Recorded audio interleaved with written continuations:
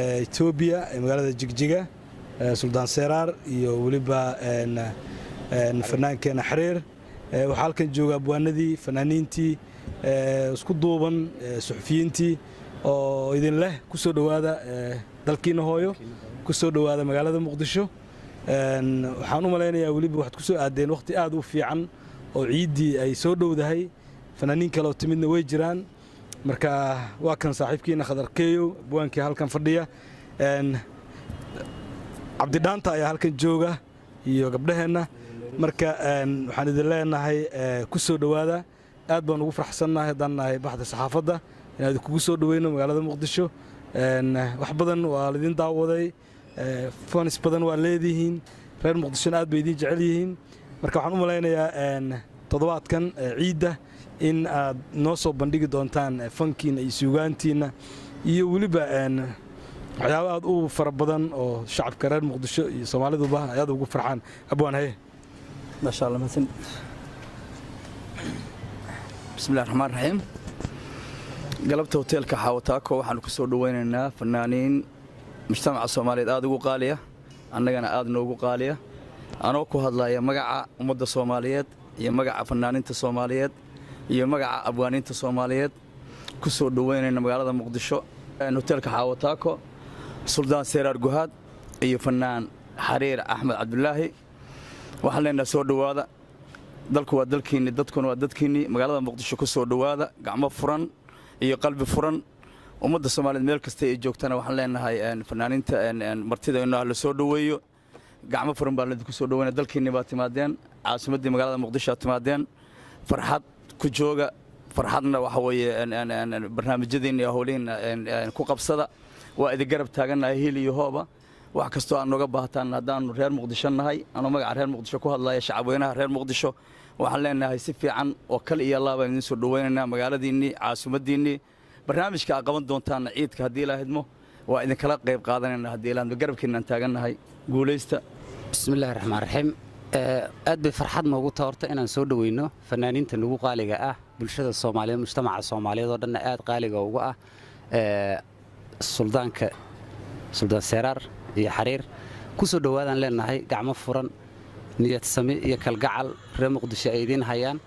aad baan idin soo dhaweynaynaa oo ku faraxsanahay maanta magaalada Muqdisho inaad timaadaan ayadoo xiiso badan la idin qabo bulshada Soomaaliyeedna aad idin jecel yihiin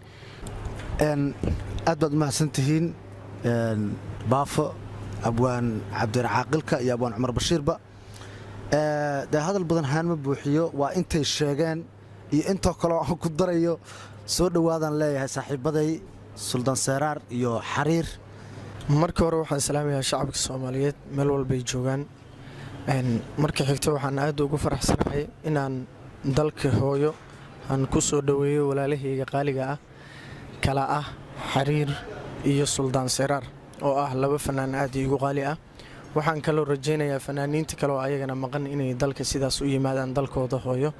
kuna qabtaan bandhigyada quruxda badan ee lagu maaweelinaya shacabkooda iyo dadkooda quruxda badan waana mahadsantihiin waxaan leeyahay mar waliba soo dhawaada gacmo furan ku soo dhawaada haddii aan nahnay baahdi Muqdisho xagga abwaaniinta ama fanaaniin ama muusashino intaba annagoo iskugu jirna waxaan idin leenahay ku soo dhawaada dalkiina hooyo soo dhawaada assalaamu calaykum waraxmatullaahi wabarakaatuh waxaan marka hore halkan ka salaamayaa dhammaan shacabweynaha Soomaaliyeed meel kasta ee adduunka dacaladiisa ka joogan gaar ahaan dadka magaalada Muqdisho ku sugan waxaan rabaa maanta inaan halkan ka ku soo dhaweyno walaalaheen fanaaniin nagu qaali ah oo ka imaaday dawlad deegaanka Soomaalida gaar ahaan magaalada Jigjiga oo halkan u yimid in ay ku qabtaan bandhig fanaadkooda ay ku soo bandhigaan maxaan dhahay show ay ku qabtaan magaalada Muqdisho ayaan u fadhinaa halkan inaan ku soo dhaweyno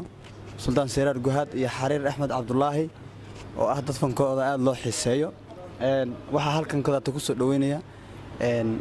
fanaaniinta Soomaaliyeed abwaaniinta Soomaaliyeed iyo wariyaal badan oo Soomaaliyeed dad aad u tiro badan oo magacyadooda aan soo koobi karin ba halkan ku soo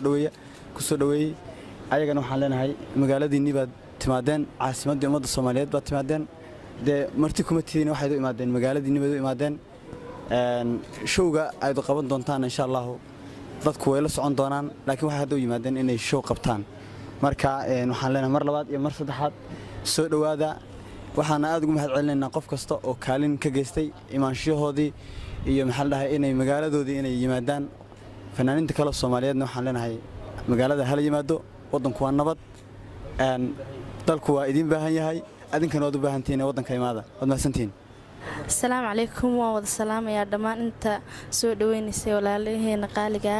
waxaan leenahay ku soo dhawaada dalkiina hooyo waxaan leeyahay mar labaad iyo mar saddexaad soo dhawaada wax kaloon dhahmo garanayo aad baan u faraxsanahay waxaan bartan ku soo dhaweynaynaa laba fanaan oo nagu qaaliya ummadda Soomaaliyeed oo dhan meel walba joogan xariir Axmed iyo Suldaan Seeraar waxaan leeyahay soo dhawaada wadankiina baad simaadeen aadna waan idin jecelnahay waxaan leeyahay aad iyo aad soo dhawaada السلام عليكم ورحمة الله وبركاته لما waxaan salaamayaa shacabweynaha Soomaaliyeed meel kasta joogan fanaaniinta abwaaniinta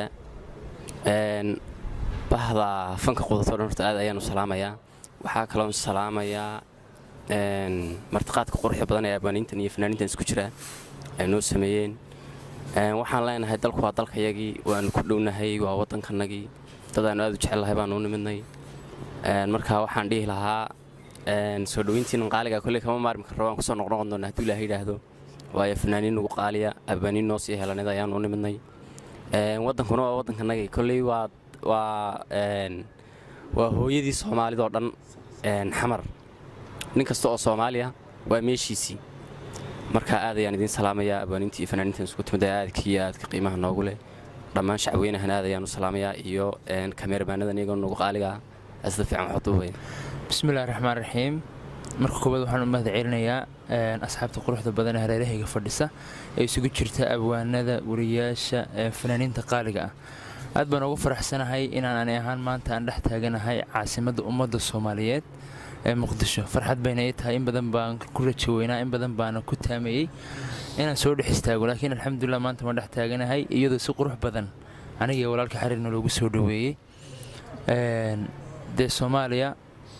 waxa weeyaan ummadda Soomaaliyeed meeshii looga arriminay ummadda Soomaaliyeed meesheedii weeyaan aad baan ugu faraxsanahay dhex taaganahay insha Allah haduu Ilaahay raali ka noqdo waxaan qaban doonaa barnaamij ciida insha Allah haduu Ilaahay raali ka noqdo barnaamij qurux badan oo dadka ayaga iyo taageerayaashayada iyo aan waqti fiican wada qaadan doono insha Allah haduu Ilaahay ka noqdo maalinka ciida habeennimadeeda insha Allah